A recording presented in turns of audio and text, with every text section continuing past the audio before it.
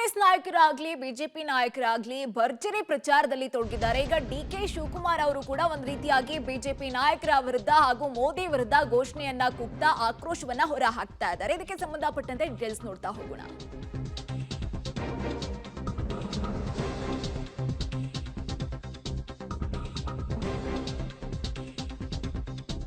DK Shivakumar ಮತಯಾಚನೆ ವೇಳೆ ಮೋದಿ ಘೋಷಣೆಯನ್ನ ಕೂಗಲಾಗಿದೆ. ಡಿಕೆಶಿ ವಿರುದ್ಧ ಜಿಗಣಿಯ ಗಾರ್ಮೆಂಟ್ಸ್ ನಲ್ಲಿ ಆಕ್ರೋಶವನ್ನ ಹೊರಹಾಕಲಾಗಿದೆ. ಬದುಕು ಹಾಗೂ ಭಾವನೆ ನಡುವೆ ಚುನಾವಣೆ ನಡೀತಾ ಇದೆ.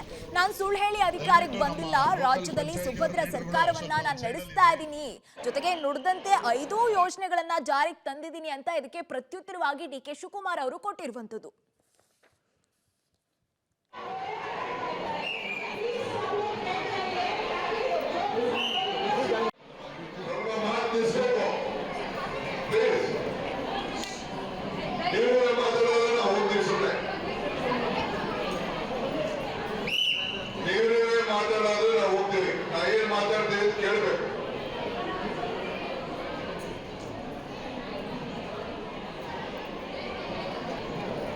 ಮಾತು ನಿಲ್ಲಿಸಬೇಕು.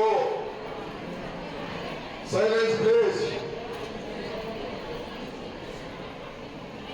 ಎಲ್ಲರಿಗೂ ನಮಸ್ಕಾರ.